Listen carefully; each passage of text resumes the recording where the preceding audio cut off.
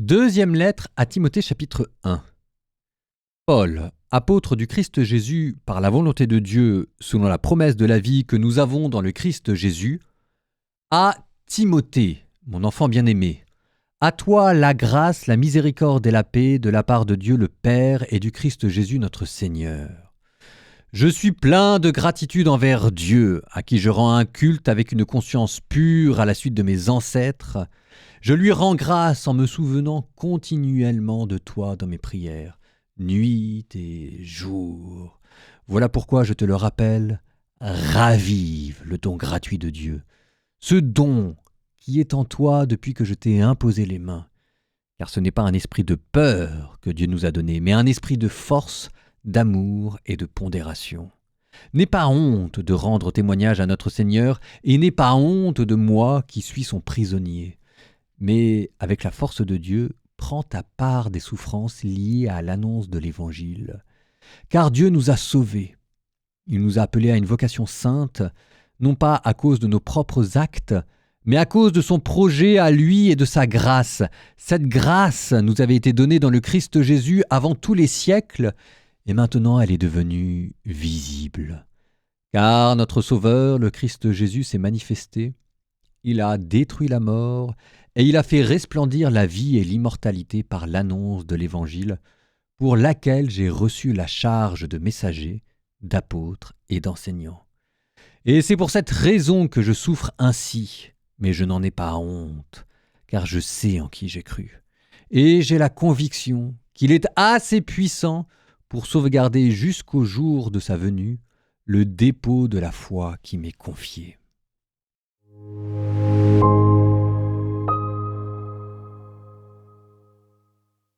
Alors là, on pourrait faire un commentaire pendant 3 heures.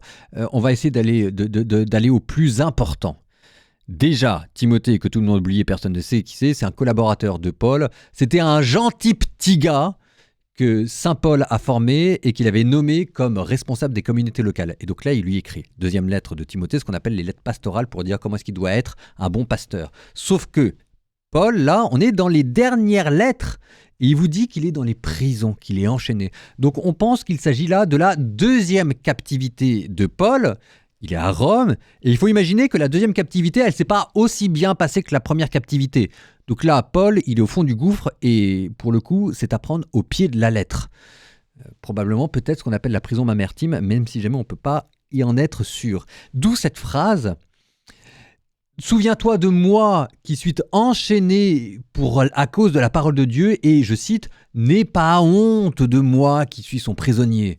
Parce qu'en fait, ce qui se passait, c'est que maintenant, Paul, le maître de tout le monde, est réduit comme un prisonnier. Et réduit comme un prisonnier, ça pesait pas lourd, il devait puer, il devait avoir faim, il devait croupir quelque part. Et tout le monde l'a abandonné. Tout le monde l'a abandonné. Et donc là, c'est comme si jamais vous avez le maître qui disait à son disciple, s'il te plaît, au moins toi, n'aie pas honte de moi.